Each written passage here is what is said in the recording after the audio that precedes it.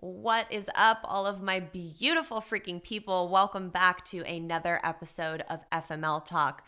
This week, you guys, we are officially having another man on the podcast. Lee Hammock is here.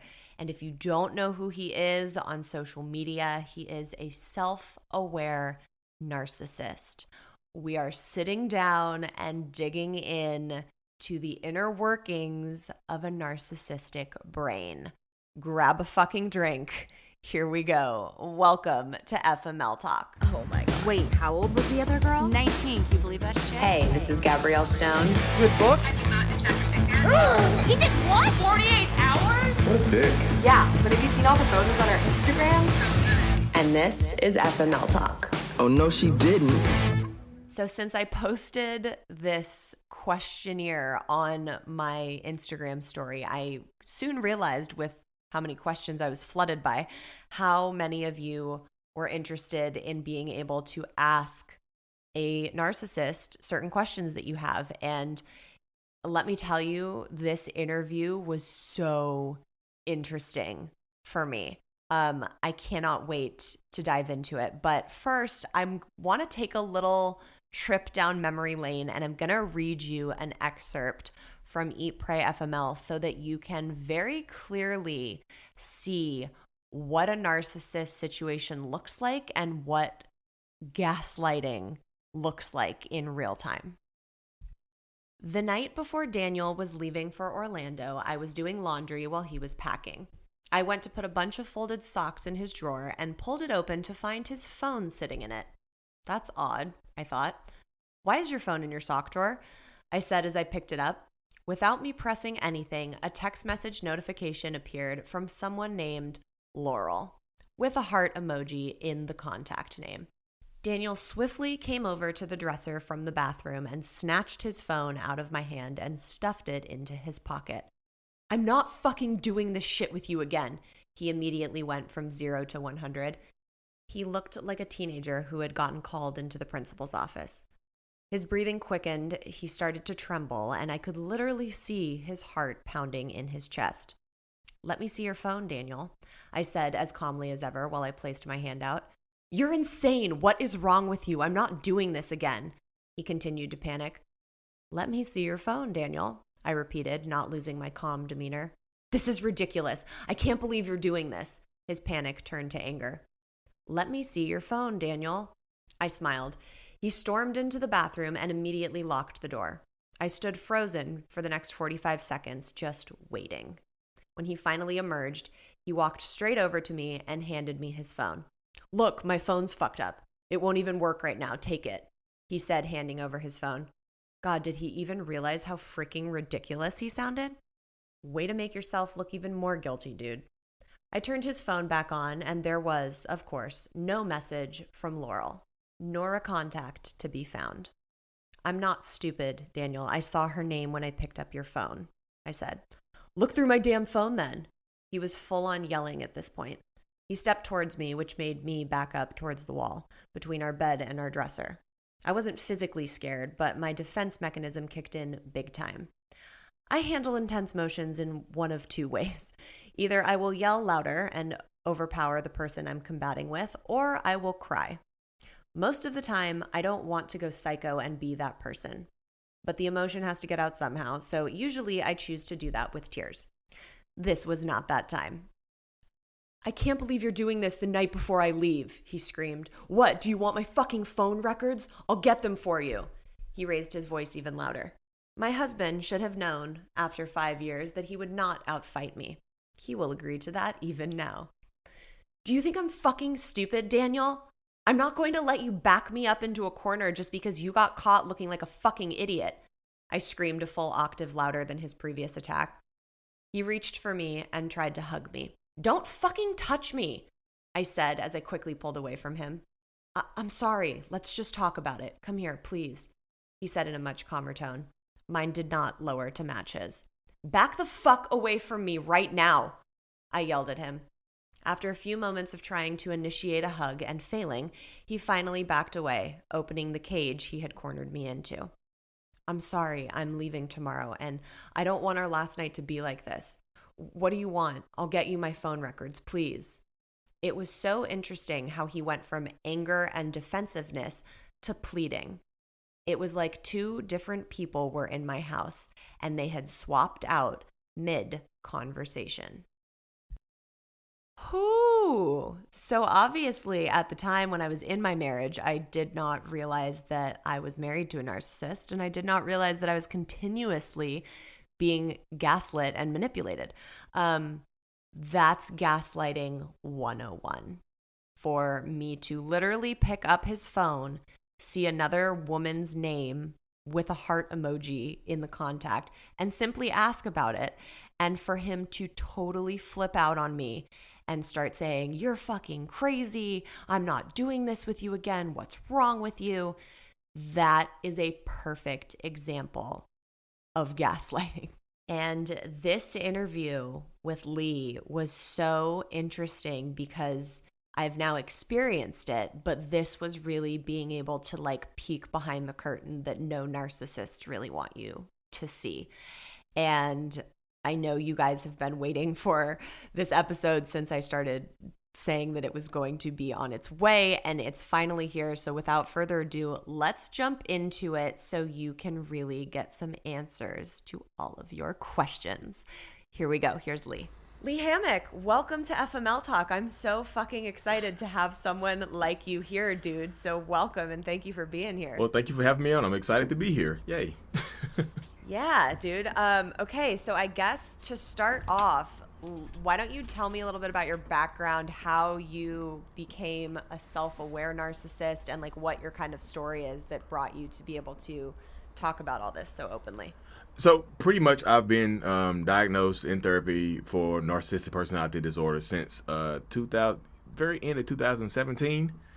And I've been, I'm 35 years old. I mean, I'm married. I have 3 kids. Yeah, narcissists can have kids and be married, y'all. It's tough. It's not a normal. It's not a normal marriage by any means or anything like that. But we make it work through hard work and all the other good stuff. But pretty much I've been, like I said, I've been in therapy for 4 years.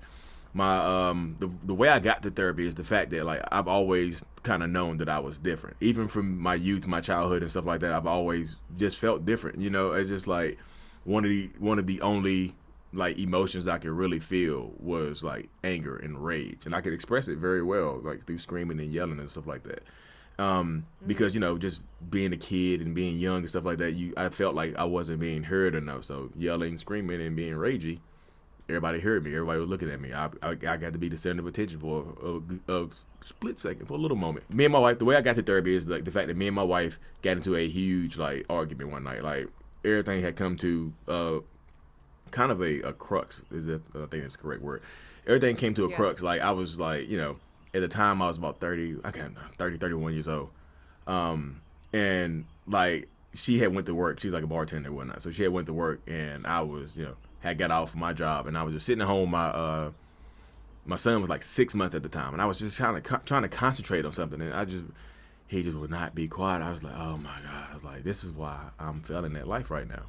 This is why nothing in my life is going correct, because nobody appreciates me. Nobody listens to me, and I got to sit here and listen to this crying baby for this long. Cause I'm yelling and screaming and whatever, and she just happened to get off work at that, at the correct time. He come in here and see me yelling and screaming. So me and her got into a screaming fight.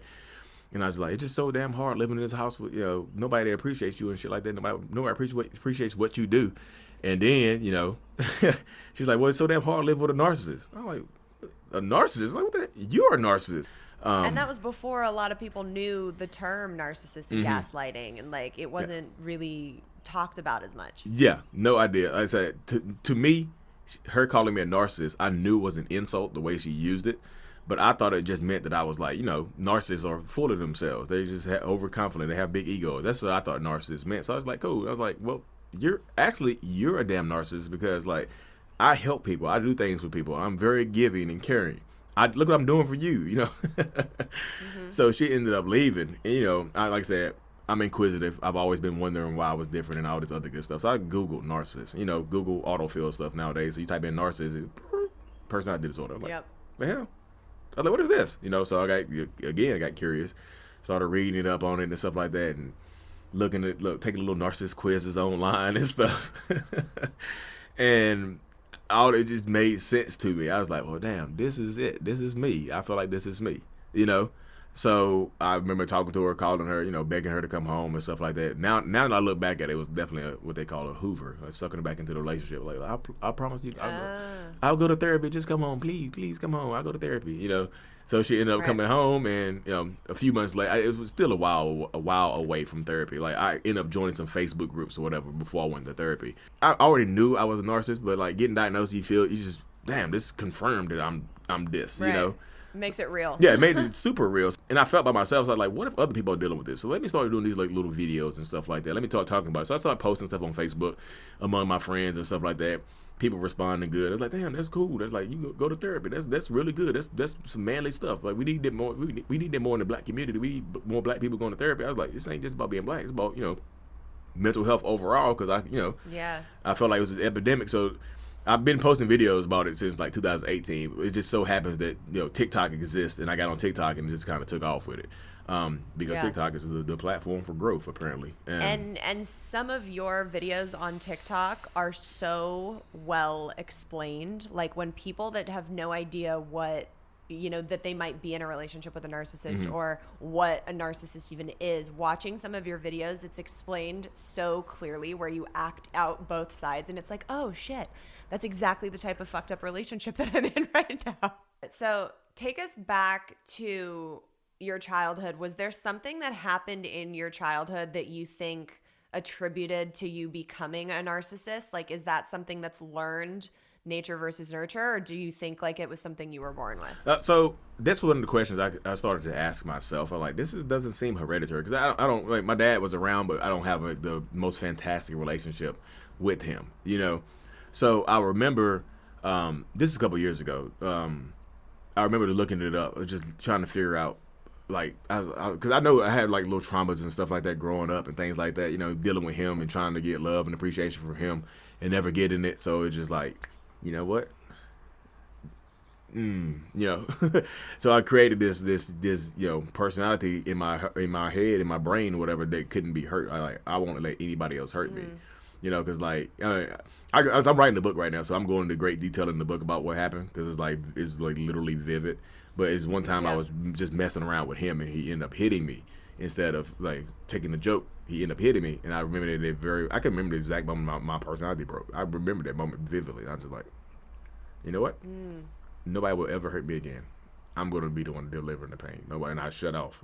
And I was 7 years old. I remember that moment vividly. But you can really trace that back to the actual moment when you were 7 that happened with your dad, and you shut off. And you think that that's where it kind of took a turn, and then you started developing the characteristics of a narcissist? Yeah, very, very young. Like, very young. I think you can't actually get diagnosed until like almost grown or whatnot. But like, I just remember being very young and just like not being as happy as I should, you know. I was always okay. So let's break it down for people. We've talked about narcissism a lot on this show. My ex-husband was most definitely a narcissist, but for those who are still not really exactly sure what it means, can you give like a very clear description of like what a narcissist is? You can Google what a narcissist is, but my definition of narcissist, just from my own personal experience, is someone like myself that, you know, I have trouble regulating my own emotions, so I like to regulate other people's. I like to control how other people feel about me, what other people think about me. I like to control how I'm viewed by everyone. I like to control my reputation, and it just so happens that the people closest to you get the worst versions of you, because they see who you really are. They see the controlling stuff that you do. They see the very manipulative behavior going on and stuff like that. So I'm just like, at its core basis, it's the need to be like in charge of everything. This has to do with myself. It's just control about everything. Everything, like literally everything. Financial abuse is real with narcissists, you know. Physical abuse, sometimes I wasn't physically abusive. No, I'm just more. I've always said it out loud. I was just like, they don't have to hit you to hurt you. Like, I don't have to lay a hand on you to affect you. So Oh Words my God, hurt. no. And I know so many people that have been so deeply affected by narcissistic relationships and it's been all mental. It's like a mental warfare that's going on day to day. And it's just as bad as some types of physical abuse for people. Yeah, words hurt. Yeah, words hurt. Yeah. A well-placed sentence can hurt more than a fist, Yes, sir. So what are some of the red flags that people should be looking for when they're trying to determine if someone is a narcissist? Like if they're in a relationship and you're like, this doesn't fucking seem right. Like what are some of those red flags to look out for? If you ask that question right there, that's a red flag. If you act like this, don't Right. feel right. That's a red flag, That is a huge red flag if you ask that question. But I always say like speed. The main thing you can do is like slow down. That's just it. I know everybody we live in such a microwave society with everybody wants something so fast, like instant noodles, instant burgers, instant love, instant marriage, instant kids. We want stuff so instant, so quickly. That's the weapon of a narcissist. That's the weapon of a toxic person. Not just narcissism, but like toxic people overall. Speed is the weapon because if we're moving fast, you can't see me. Red flags are harder to see when you're moving fast. Like it's just imagine running really, really fast trying to read a stop sign. Like what does that say? But you walking, you can read it. It's like just slow down. Yep. Set some boundaries. Yep. Just tell them, just like, hey, look, I really like you. We just need to take a step back. Gauge how they react. If they say, cool, I completely understand. Just like let's do this. But like if you say, I really like you, let's take it. We just need to slow down a little bit. Why? I thought we were happy. I thought this was going very well, but apparently not. It was going well for me, but apparently I can't do anything like this thing with women. Women can't be approved and blah blah blah. You know how it go. Yep. No, so yes, just I think that's such a good like valid point that you make, because there's so many times when we get swept up in like the newness of things. We've talked a lot about love bombing on this show too, and I think that when we're in it, everybody else standing around us can see the fucking red flags. They're like, hello, do you not see that like we're approaching like a fucking race car right now with all of them flying around? But when you're in it, it's like you've got your blinders on and you don't want to see it. So I think the earlier you can like step back and detect that, the more you can adjust accordingly, for sure. Yep. Do you think there's different levels of narcissism, or is it just like you're either a narcissist or you're not? Are there different levels of people that are worse narcissists? You have the covert narcissists, the malignant narcissists, and stuff like that. But you have narcissists that could also be sociopaths, which, it gets a little darker. They call it the dark triad, where it's narcissists, sociopaths, and you go to psychopaths, And I think a lot of people get psychopaths and narcissists mixed up a lot of times, because there's like narcissists. You hear the blanket statements of narcissism, like narcissists can't feel, they can't love, they can't breathe right. You hear the blanket statements, but a lot of times they're talking about psychopaths. Some people do deal with psychopaths, because I'm just your regular run of the mill narcissist. I'm just gonna manipulate you and gaslight you a little bit. I'm not gonna stalk you and do nothing crazy like that. But some people will. Like some people will. That's like you get in a relationship with a psychopath who is just think they're above the law and things like that. That's why to get out that relationship, you get the police. You might need to ghost them. Ghost. Yeah. But that's scary to think that that a narcissist is the first step in that line to where they could get to. If it goes, beyond that, that makes it scarier to be in a relationship with a narcissist. Yeah. Like I said, something like I'm just your run-of-the-mill narcissist. I mean, my therapist did say I had some sociopathic traits. She didn't go into detail about those, but I'm not a sociopath. Right. But I am a narcissist. So let's talk, because I have so many questions come in from my listeners, because I know so many of them that listen to this show deal with, or have dealt with narcissists. So let's get into some of those. I'm going to ask them as if you were not aware and you were, not in therapy, and how a regular narcissist would react. So I guess how you felt, before you were going to therapy and treating everything. So the skit version of me, the person playing the skits. Yeah, I can do that. Right. Or at least, describe how that person would be. So when you were manipulating and gaslighting people, did you ever feel bad or guilty or have any remorse when you were doing it?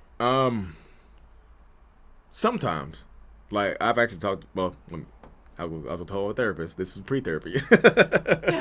So when you're lying to somebody, like as a narcissist, like the goal is never like the truth is kind of irrelevant. Like the goal is to see how much you can get away with. Like, and it feels good to lie sometimes, just unnecessarily lie because I'm in control of that. That's my truth. Like I can say it out loud, and it came from me, and when you're like remorse. You feel bad in moments and spurts, but then you automatically immediately justify it. Like you're like, damn, why did I do that? But then it's like, why I did it was because she said this and did this. So we wouldn't even be in this situation if she wouldn't have did that. So we're good, immediately justify it. So I would feel bad in the moment, like, and then I'm like, wait, I'm good. No. How can I justify this? Yeah, how can I justify this? Right. Like, how can I not take blame for this? There was a really good example in one of your TikTok videos where the girl was like, "Hey, can I talk to you about the text that I found on your phone to another girl?" And then the guy goes, "Well, why were you looking for my phone in my first place? Yeah. Why were you invading my privacy? We wouldn't even be here." Which is such a fucking perfect example of gaslighting. Yeah. I mean, I literally have experienced this with my ex-husband, and it shows it so clearly. So in situations like that, you're saying that narcissists are just simply, it's like whatever they can do to get out of the lie and replace blame on the other person. Yep, whatever you do. Because typically, when a narcissist is in that situation, you'll see when you confront them with the truth, like you know your truth initially. You get your deep breath, you're like, hey, can we talk about these text messages I saw on your phone? And there's always a pause. Like if it's my truth and it doesn't bother me, like, oh, from her, cool, yeah. What about him? You say it's immediate. It's an immediate response. But a narcissist is like, huh? It's always give me time to think of something. Stalling. Yeah, give me time to think of something. Right. What why were you going through my phone? That's why it starts with that. That's why it's always like, why were you going through my phone? That's why you immediately throw them off a little bit to give yourself more time to come up with an excuse. Like, so why were you going through my phone? No, because I didn't trust you. You didn't trust me. Oh, okay. Right. I knew it. You just don't want to be happy with me, do you? Like trust is a fundamental of a relationship, of a healthy relationship. Why don't you trust me? What made you go through my phone? No, but that's not the issue. And you're done now. As soon as you acknowledge the trust, you're done. Yeah.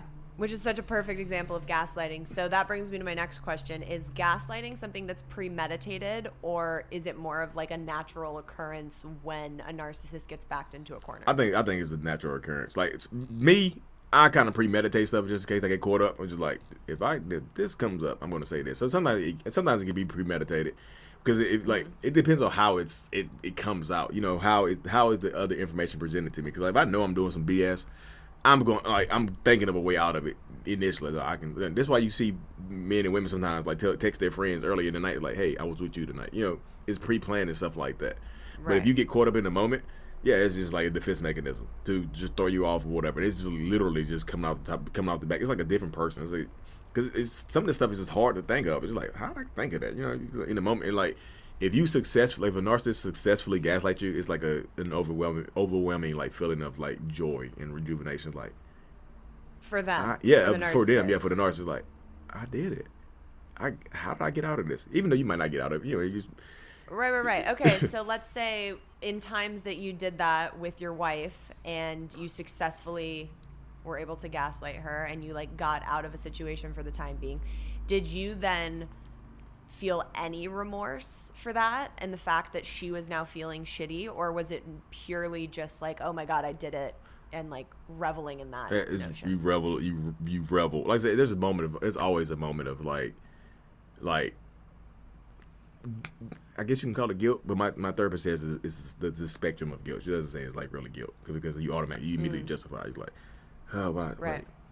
I did it, because she did it, and then how do we get out of this? Like, how did I come up with that? Like, you proud of yourself? You're like, I'm the man. Like, I'm just like, I'm a master at this right here. Right. And so now that you are in therapy and you're aware of all of this, do you look back on that and be like, wow, that's so fucked up?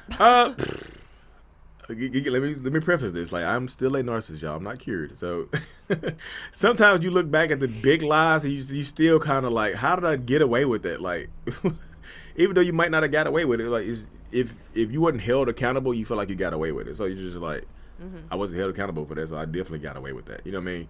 Just be like, not even with my wife, like even going further back to my oldest son's mom. Even the stuff I used to tell her, I'm just like, how do you believe this? You know, I'm just like, and you know, I said this is a moment like nowadays I can feel I don't like to feel guilty though. I just like, you know, I don't dwell too much because I get people who ask me that a lot of times in my comment section. Do you feel bad for the stuff you've done? I was like, I can't. If I dwell on that stuff, it will destroy me. Because I think that's like the gift and the curse of self-awareness, because I can go back and look at stuff like that and just feel bad. I'm just like, I don't like to feel bad. So I kind of like, let me focus on the people I'm helping now, not the people, you know, some of the people I hurt are still in my life. My son's mom is still around. My wife's still around. So I can feel like I can make it up to them. Past stuff, I'm just like, you know, have you ever reached out to somebody you hurt in your past, like 20 years ago? Like, no. Like, I just feel like they might have healed from it by now. Like, me reaching out 15 years, 20 years later might delve up some triggers. Like, he called me, you know, it's just like, I thought I was over this. I thought I was past this. Yeah, totally. But and so now that you're aware of all of this, are there times in your marriage, you know, with your wife and situations where you still are like, oh my God, I'm gaslighting her right now? Or do you stop and does she call you out on it? Like, how does that happen now that you guys are aware of all of this? So, like I said, that's why people ask, like, can you have a normal, healthy relationship? I'm like, what is normal to you? Like, I feel like I would describe our relationship as a new normal, because there's no normalcy there. I feel like now, because I've done so much gaslighting and stuff like that, I have to work harder to tell the truth. I have to like reverse gaslight. I have to like work harder to dissect that it's the truth, as opposed to like telling those extravagant lies and silliness. I have to dissect it and be precise with the truth right now. And I know right now, like the other day, I get caught up. Like I said, I'm still a narcissist, so I get caught up. Like, I was giving her the silent treatment the other day because she was trying to correct something I said to my son. She was like, I think we should do this. I'm like, yep, I'm not talking to you anymore. You know. And I did it for like a couple hours, and I just like, oh my goodness, I'm doing it. You know, like, because I'm aware of it. Like, and then like the shame that comes with it, of knowing that you intentionally being silent. I'm like, nah, I gotta go up here and talk. You know. Yeah. And well, so but now that you've been in therapy, so when before those moments you'd be like, haha, fuck you, I did it. Now you're like actually feeling remorseful and like, oh shit, I have to go take responsibility for this. I'm just like, So that's why I say sometimes self-awareness is that's when the curse comes in. I've been just like, now I have to go apologize and tell what I did wrong. You know. Oh, God forbid. Yeah, exactly. I was like, why am I here? You know. But like I said, before therapy, like I didn't care. I would be silent for days. I didn't care. Like and before therapy, it's like, you don't. That's wild. Yeah, you don't deserve to hear my voice today. So whatever you did, you deserve me. And it does not warrant me to speak to you anymore. As crazy as that sounds, like I can look back and remember those exact thoughts. I'm like, God damn it, you know, it sounds terrible now. That's like, wild. Well, yeah, but the fact that you can recognize that it sounds terrible now is a good thing. Yeah, that's So why do narcissists blame others when they know they're wrong? Because is it just for the simple fact of like seeing if they can get out of it, or do they truly believe that like the other person's to blame? A narcissist knows when. Like, we are wrong. We just don't want to give you the satisfaction of knowing that we are wrong. We don't want to give you the satisfaction of knowing that you are right now. So that's why they will just deny. And that's why I tell people a lot of my videos, I was like, if you have proof that this person did something to you, your narcissist in your life did something to you, just act on it. Just, if you want to leave. You want to stay. Say your piece and stay. Say your piece and leave. Or just ghost them. Just leave. Because and when you talk to them about it, when you present this information to them, you either have to be steadfast in it, and you have to just like, look, here's the evidence. I'm done. Bye. Cause I saw a girl do it the other day on TikTok. I'm like, man, that's how you do it right there. Cause she said, hey, I need you to pack your stuff and leave. He was like, why? He's like, you wanna know why? And she like pulled out a damn manila envelope on her. I was like, damn. Yep. She showed him pictures and stuff like that, and he immediately went into like narcissist mode. He's like, where did you get these pictures? She's like, don't worry about why I got them. Right. It's like, is that even the fucking question, dude? It was his question. He's like, where'd you get the pictures? He said, don't worry about how I got them. Explain them. Boom. Boom. Yeah. Here. Just dropping the pictures. I was like, that's how you do it right there. I needed to share that. I like that video. I needed to share it today. She just laid it out on the bed. He was like, why are you doing this? Why? I just got off of work. I just came home and you dropped this on me. She's like, bye. And I was like, that's how, if you go do it, that's how you do it. Or you just leave, leave a manila envelope on the bed and dip. Just because if you present it and you allow them to explain themselves, the possibility of you being gaslit, because they're gonna, if a little bit in piece can be true, a little microcosm of truth comes out, then they got you. He's like, because there's like, well, I was in the strip club, I was here, I was tired, I was eating a hot dog, not a hamburger. See, there you go. It's like, oh, you don't like hamburgers though, you do eat hot dogs. You see, you see, I told you, you drive this all the night. They're like, I don't even eat hamburgers. You know me, they're lying. You know what I mean? But that's why you got to take it and leave, because if you get gaslit and you stay and you don't want to stay, then they think that behavior is okay, and they're going to see what else they can get away with, like point blank period. Like, damn, right. I did this and got away with it. What's next? Because it's a high when you successfully gaslight somebody or manipulate your way out of some BS that you are 100% caught in. It's like a high. It's like a drug. You hitting your wrist. You like hitting your little the vein here. You're just hitting it. That's so wild to hear from. I mean, because like, on the outside, people speculate that and like say that, but to hear it admitted by someone who is a actual narcissist is fucking wild. Like, you're kind of like pulling the curtain away on all of these people that we've always been like, oh, a narcissist does this, and oh, you should look out for this, and you're like literally pulling the curtain back, and you're like, oh yeah, actually, hey, here's what's going on. Yeah, I'm just telling you, it's like, because I've been doing this lately, because like remember I told you I was in those self-aware narcissist groups. I left those groups because my therapist said, like, you have a superiority complex going on here. And it just so happens to be against other narcissists. Like, you developed this in those groups. Like, you thought you were better than those people. So that's why you're doing this now, because you think you're the best narcissist. I've said it out loud. I'm like, I just want to be the best narcissist. Point blank. Period. Like, and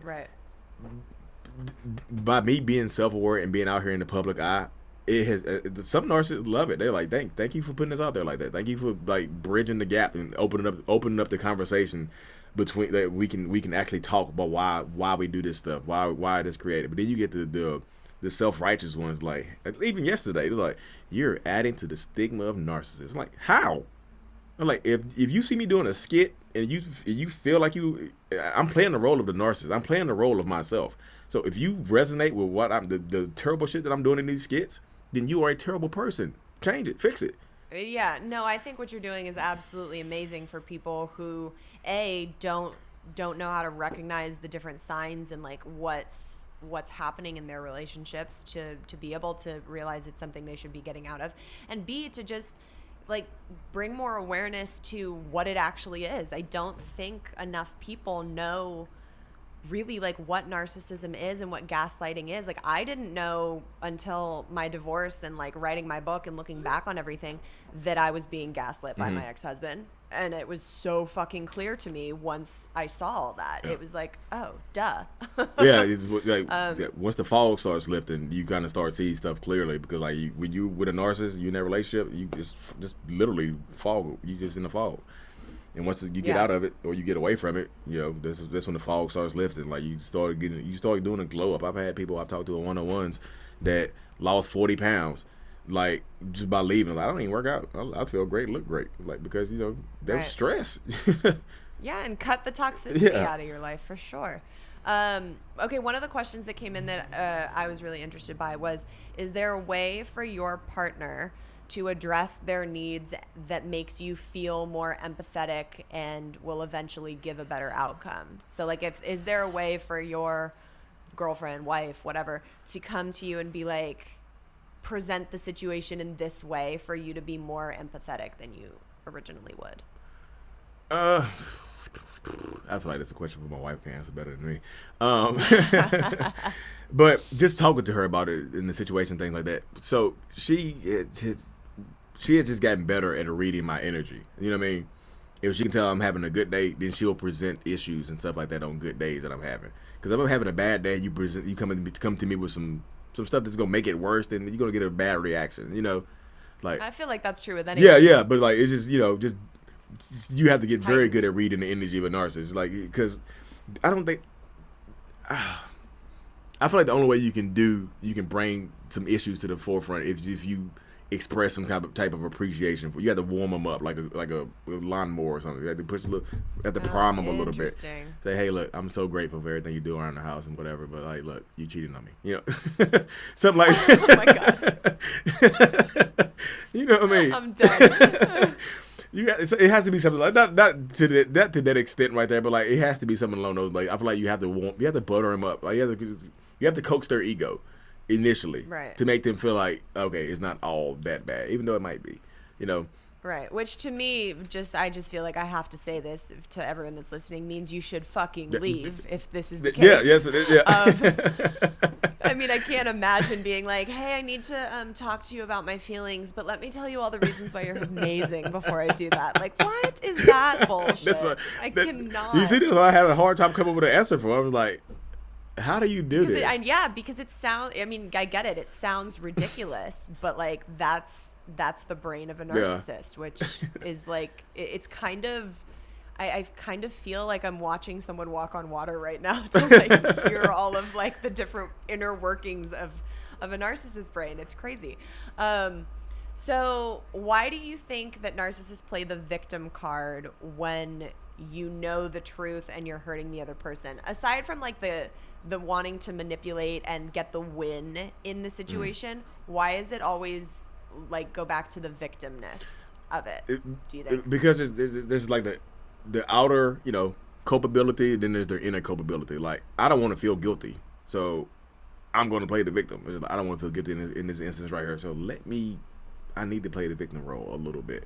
And I think that when people feel like they're backed into a corner and feel like they're going to lose, the battle or whatever fight that they're in, the next go-to thing is like, fuck, feel bad for me. Yeah. Like, what can I do to make you feel bad for me? And that's like, I mean, correct me if I'm wrong, but that's the end goal of it, is to make the other person end up apologizing. And the easiest way to do that is to get into the victim position and make the person feel bad for you. Get in the car, baby. We're going on the guilt trip. Because you're going right to guilt city immediately. Just hop on in. Because you know what I went through. You know how my mom treated me when I was little. That's why I do this to you. And you were like, damn it, your mom did do that to you. So I want to fix them. You want to be a fixer. Right. And they take advantage of you. Because they know you want to fix them, they take advantage of it. They know you're a good person, they take advantage of it. Like, it's just... guilt is 100% a weapon of a narcissist. Like they'll just make you feel guilty about anything. Just coming like going through my phone. Why you do that? You don't trust me. You my ex-wife didn't trust me, and she cheated on me, so I have trust issues myself. And you're like, well, motherfucker, we both found something. yeah. But how did you find it? That's the issue. Like, we would still be happy if you wouldn't have been snooping. Right. So do you think that narcissists prey on or look for people that are wanting to, like, that are empaths that want to fix people? So this is kind of people might differ with me on this area here. I just think we end up with who we end up with. Like, I did not know my wife was an empath healer, nothing like. I don't think she considered herself an empath anyway, but I didn't know the type of person she was until I met her. I introduced myself online to her, and then it just so happened we end up getting a relationship and getting married and whatnot, and it just so happens to be who I ended up with. It's not like, and I like strong, independent women. I think people say like narcissists only like weak people. I'm like, no, give me a strong one. I like strong women. I like some, I need some power. I need somebody, because like I always say this, like the narcissist partner is a representative of the narcissist. So they don't want a weak, dainty, good for nothing person. It just like it doesn't help my image. Like, who is that? What is she doing for you? What is he doing for your life? What is he doing to make your life better? And you want to have a good representation of who you are by who you're with. So that's why you see a lot of strong, independent women end up with narcissists. Like, you see therapists and counselors and doctors end up with narcissists. Like doctors of clinical psychology who I've done one-on-ones with who end up with narcissists. And because narcissists seek people. They seek their strength. I like strength. But sometimes you end up like I think in the end, that other person ends up so beaten down, it looks like they're a weak person. It's just like, Interesting. you go from strong, independent to codependent and feeling weak. Right. And I'm not gonna call you weak, but you feel weak and you're codependent. Yeah. Like, I can't live without this person. I'd rather die. I'm like, what? You know, Yeah. That's interesting. Yeah, and it makes sense that they start out that way, and it ends up looking like they, picked a weak person, but it's only because they've like made them become that, which is so sick and sad. Why do you think? I mean, for you personally, do you now are you able to take responsibility for things? Like if you and your wife get in a fight and you realize you've done something, can you take responsibility for it? Or is that like pulling fucking teeth for you still? So I'm more apt to take responsibility now than I was previously. Does it still suck? Yeah, it sucks. Yeah, it was like, now I'm just like, we promised we were going to make this work. It's just like, okay, let me hold it by end. Do. Sorry. You know what I mean? Yeah. Just say sorry or whatever, and what happened to, just to. I genuinely apologize nowadays, as opposed to just, sorry that happened. Now I'm apologizing for the actual reason and what happened. Is a deeper apology than just a surface level of sorry. Sorry you feel that way. Yeah. But for you before therapy, so for narcissists that aren't aware and aren't trying to, better themselves, do you think that they ever can take responsibility for their own feelings, or is it always like no matter what the situation, they're just going to try and get out of it first? I think it's dependent upon the situation. It's like, what's the benefit of taking responsibility? Like, if there's a benefit, like sometimes you hear them say, like, if it gets you to shut up, I'm sorry for talking to that girl. I won't do it again. Would you shut up now? Which is so cool. Not a fucking apology. Exactly. That's it's so toxic. Yeah, exactly. It's like, what's the benefit? There has to be a benefit of a real, true narcissist. There has to be some kind of benefit for them to apologize it. For them. Right. Got it. Oh, interesting. So, like, if taking responsibility is going to get them something that they want, then they will be willing to do it. I feel like there's a benefit to them taking responsibility for it. But yeah, they'll take responsibility, because like that's one of the things I see on Instagram all the time. The absolute truth of narcissists, they will never say sorry. They will never take responsibility. Right. So when you get a situation where a real narcissist takes responsibility, you start to question. It's like, wait, I just saw that top 10 post that said they don't do this. So he might not be a narcissist. Maybe he's not. Yeah. Maybe he's not a narcissist. Maybe he cares about me. So they see that he said sorry and he took responsibility. So that's 2 off the list. He only has 8. He's not a real narcissist. Let me stay here. Right. Right. No. We only need like 3 or 4, and then we go. We kick rocks after that. So does being a narcissist equal being a cheater? No. It's no. I think non-narcissists cheat. I think. Oh well, sure. But do you think every narcissist cheats? Not every narcissist cheats. Some of them, like I said, it's just sometimes it's just access. Like sometimes, like they really, if they cheating, sometimes they don't really even care about the other person. Sometimes it's just access. Like they just happen to be there. Cause like I don't talk about this a lot because I don't know if he wants to put his business out there. But one of my very good friends is a malignant narcissist. He's like, that's my man's though. That's one of the people I go to war with. But he's like super malignant. I can just, I like having conversations with him to pick his brain and stuff like that, to see how he thinks and acts, and like his background. It's just like super interesting. I love him because for who he is. That's why I think we vibe, because we both on that. Yeah, I'm more covert. He's like beep, malignant, loud, money, flashy. I'm just like chill, just right. Like. That's why people. I think that's why people. A lot of people come out. You can go through my conversation like, you don't seem like a narcissist. You're too nice.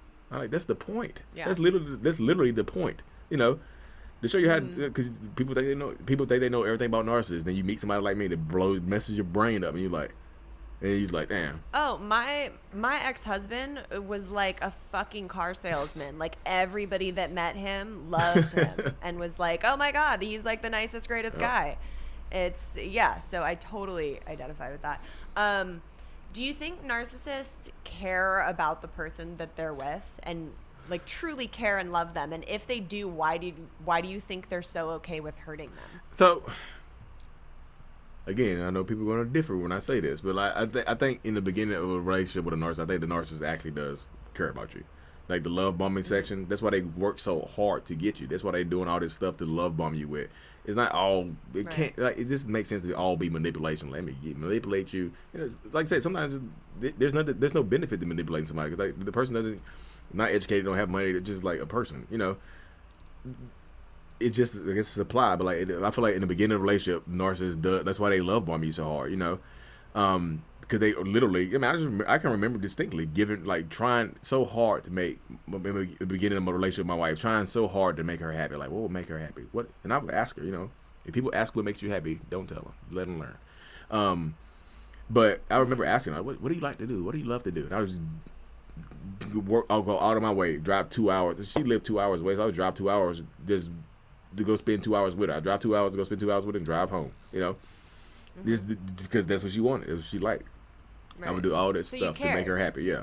And then eventually, I think the facade gets hard to hold up. Okay, I've done what you wanted to do. Now it's time for me to be myself.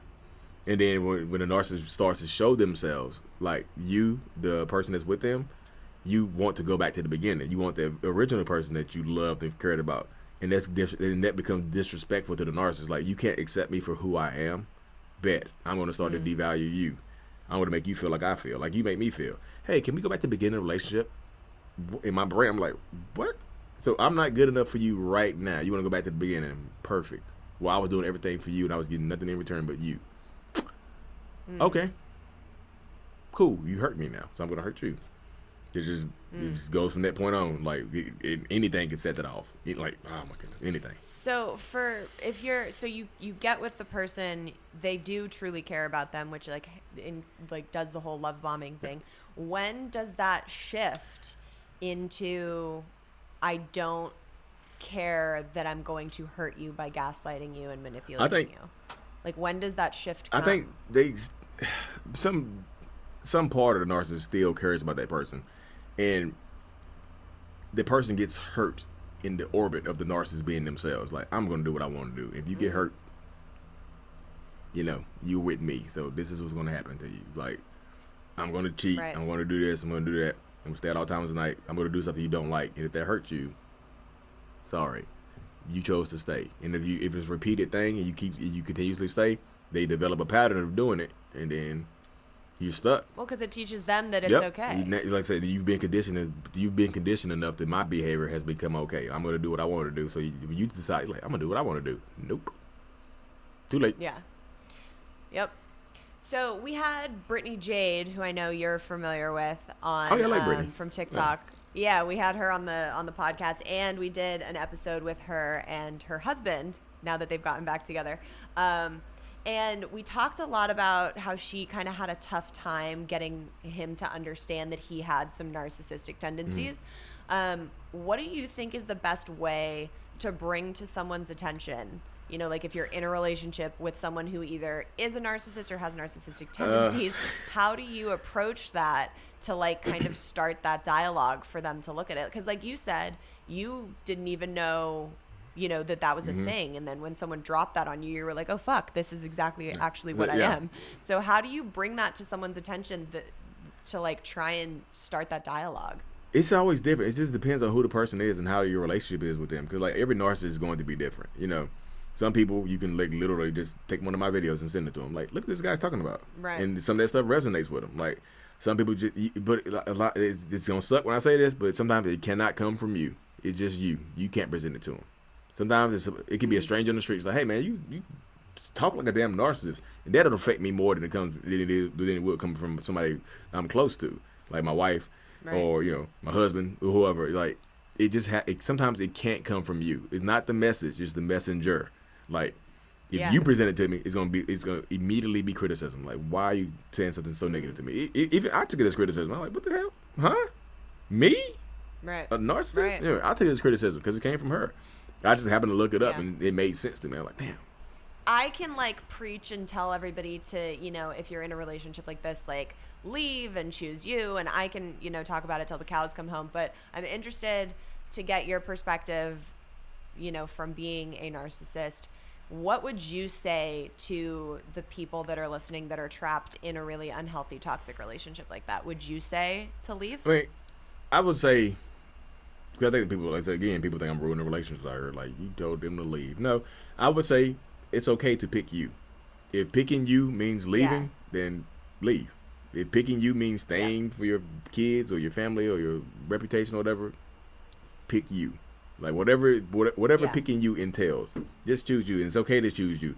A lot of people feel guilty, like, I'm afraid to pick me because I know what he's been through. I'm like, what he's been through he doesn't deserve to treat you terribly because of what he's been through. Like there's people, plenty of people who have been through things and are like, Tony Robbins been through a lot. And he out here changing the world. I love Tony Robbins. I always say that your trauma is not an excuse to treat other people a certain way. Like your trauma is just part of your story, and it's your responsibility to heal it. And the trauma should not be weaponized to hurt somebody else. Like it's like literally, it's okay to pick you. Pick you. Whatever picking you entails. If picking you means you got to ghost somebody, ghost them. If picking you means you got to pack up the kids and move back to your mom's house, do it. Picking you means you got to leave her. Oh, I love that answer. Yeah. That was a great answer. Good job on that one. Okay, so tell everybody where they can find you, because I want everybody to go watch all of these awesome videos, because it's such a clear representation of everything we've talked about. So, of course, on TikTok, it was probably my biggest platform, is mental healness, like mental heal, like healingness, like not the illness. That's where my name came from. Like instead of mental illness, like we're healing. So mental healness on TikTok. On Instagram, is mental healness. It's the same name, but it's got an extra S on it. It's 3 S's. Well, I can't tell you how great it's been to kind of like, again, peek behind that curtain and dive a little bit into your brain. And I know that your awareness and openness is going to shine a spotlight on a lot of people's dark places. And I really appreciate that. So thank you for being here and like just taking the questions like punches as they come. Well, I'm thankful for like you sharing your platform with me to kind of get the message out there. Like that, I want to give hope to the right people. Everybody, there's not hope for everybody. With the right people, there's hope. Somebody had hope for me. Absolutely. So, yeah. Cheers to that. Wow. There were so many times in that interview where I was just like listening to the words he was saying, because I feel like when we're in relationships with narcissists or any type of dynamic with narcissists, we think all these things and we build all these ideas up in our head. But to then like get confirmation from someone who's been diagnosed with narcissistic personality disorder, it's really shocking to be like, oh my God, we're not fucking crazy. Like this is actually a thing that people do to manipulate you. So I hope for those of you that have been through it, like I have, this was eye-opening in the sense that it's validated, and that there are people that truly, are master manipulators and make it their day-to-day task to fuck with you, and kind of how the process goes. For me, it really validated a lot of things that I thought, and it was kind of empowering to hear someone be like, yeah, that's a thing. That's something we do. And kind of get a look behind their world and their brain. If you haven't, come to the conclusion that you're in a relationship like this or have dealt with it, and this opened your eyes to some unhealthy and toxic behaviors, I hope that this episode is eye-opening for you to be able to be like, oh, I either need to address this in my relationship and get into therapy or get out. Because I know so many people deal with toxic relationships like this. And a lot of times we want to come to the defense of the other person because we once loved them, or we do love them, and it was once amazing, and we'll defend a lot of their actions and their behaviors just because they have some redeeming good qualities. And that is not a healthy relationship, guys. So if you are one of the people that are listening to this episode and we're like, oh shit, there's some of this going on in my relationship, I urge you to take a step back and really look at what's going on. And I loved that last answer he gave where he just said, you know, every situation is different, because obviously it is. But to just choose you. That's always the best fucking answer, is to choose you. Okay, it is about that time. We are going to jump into your FML stories that are all centered around narcissists this week, because there are oh so fucking many of them. Here we go. Hey, Gabrielle. My name is Carolyn. So I dated this guy for practically a decade. We were both high school and college sweethearts, and he had always a really rough time transitioning between big life changes, such as high school into college, college into job world. So now he is transitioning into the job world and not having the best time with that. I'm really trying to be there for him, but also try to be, you know, a positive light, and despite of his like negativity and all of that. And he's just not seeing it that way. So he decides to then go talk to somebody else. This isn't the first time that he has cheated on me. And then several months go by and I get a call the day before my 22nd birthday. The only reason he ends up telling me this is because she finds out that he has a girlfriend and threatened to tell me. So, of course, this develops into a more of a conversation, but continually throughout that conversation, he's basically constantly blaming me for his actions. Again, that I was not there for him emotionally. I am not there enough for him sexually either, all of these things. We ended up taking a 2-week break and ended up getting back together. We stayed together again for another 3 years, but again, kind of just going down the hill, constantly gaslighting me into things. If I wanted to have conversations about something, they didn't matter. But the moment he wanted to have a conversation about something, it had to matter. He had very much of a victim complex with these conversations and always constantly made me feel bad for any of it. We did end up breaking up 3 years later, and I actually found out that he never stopped talking to that girl. And they're still together to this day, but she can have his narcissistic, gaslighting, victim complex ass 100%. So now I am single, fine, 29, and thriving over here. Yes, girl, I love that ending. Single, fine, 29, and thriving.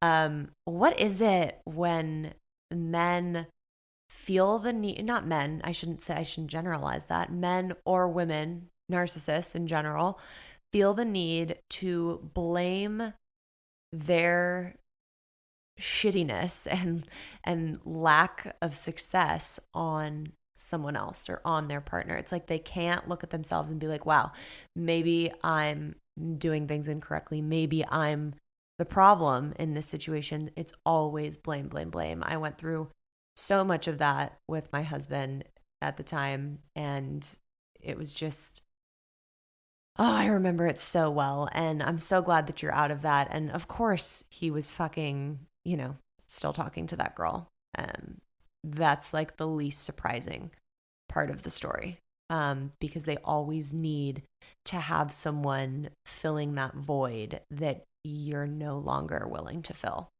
Kudos to you, girl. All right, here's number 2. Hey, Gabrielle, this is Haley. I found out that my husband was cheating when he left his phone on the kitchen counter and got a message on an app that I didn't even know that you could message on from the woman that was living with us, his daughter's mom. He went in the bathroom when I confronted him and asked to see his phone, and when he came out, the entire Tumblr account was deleted. I didn't know what to do. I didn't know who to believe. I was completely crushed. The sad part is I told him if he had just told me the truth that we could make it work. But he still to this day won't admit it. Then he had me completely convinced that our daughter's mom had fabricated the entire affair for 2 years just to ruin his life because she hated him and wanted him back. I never in a million years thought I would be in this situation. It's taken a long time for me to get here, but now looking back, I realize that he was a narcissist from the beginning. He pulled me away from my family and friends and told me that they just had opinions because they didn't want me with him, and not that he was really not being good to me. He got physical 3 times, never took care of our kids, refused to go to work on multiple occasions. He used my mental health against me and made me feel like I was a complete mess, and that is why I was feeling the way that I was feeling, and that I was dumb to believe the proof that was right in front of my face. I was only believing it because I had mental illnesses and trauma from my past, and it was all my fault, and if I had just trusted him and not brought my trauma from my past, that we wouldn't be here. So then I felt even more like I had fucked up, because what if he was telling the truth? What if it didn't happen? And I was just being stupid and paranoid from my trauma. But then I realized anyone who actually loved me wouldn't have thrown that in my face. Oh my God, I have so fucking much to say about this story. First of all, can we talk about the similarities? I mean, the phone, finding the stuff on the phone, them like running into the bathroom to hide, to delete stuff. I mean, oh yeah, I'm with you on all of that, girl. But what really upsets me about this particular story is what she said in the end, using her trauma against her, using her mental health in a way to weaponize and gaslight her, is so fucked up. And it happens all the time. Like, to be told that, you know, this is the reason why our relationship is fucked up, and this is the reason why I'm unhappy, is because your trauma, as opposed to someone who is going to be there to support you and help you work through that trauma and help you heal that trauma. I've been with people like your ex in the story that you're talking about, and I am so glad that I am able to recognize the damage that causes now. There is a part in book number 2 that I just went over in the edit, and I want to read it to you because it's really important for you all to remember. When you love someone and you know their wounds, you do not pick and prod at them. You do not walk away to let them bleed and ache. You stay and tend to them with love, compassion, and comfort, especially when their wounds mirror your own. You'll have to wait for book 2 to see who taught me that, and the wild situation where I learned it, but it was such a gift to be shown that grace from someone else. So if you take something away from this FML story, I hope you take away treating people with love and compassion and kindness, and remembering, really stopping and telling yourself, I don't know what this person's going through or what their perspective is, and how can I make their mental health journey a little bit easier today. Ugh, what a freaking crazy ride that was, guys. Next week, we are diving into a solo episode, and I know from the self-love Facebook group, if you're part of the subscription, a lot of you guys are excited about this one. It is all about forgiveness, you guys. How the fuck do we even begin to forgive from those people who do us wrong and hurt us and hurt our hearts and our souls, and how we move through that and what it can really do when we get to the other side of it. So I am looking forward to helping all of you in the ways that I have figured out to let some of my own anger go and step into forgiveness, because it has really changed my life, and I want to help you all do the same. As always, make sure you guys are subscribed so you never miss an episode. If you are not hanging out with us on the subscription of FML Talk, I highly recommend that you come join the private Facebook group and get the entire season of the mini bonus episodes that are all raw, real, and so very uncut. Make sure you're hanging with us on Instagram at FML Talk Podcast, and keep submitting those wild FML stories. Until next Wednesday, guys, let's take our power back from all those fucking narcissists out there, shall we? Cheers.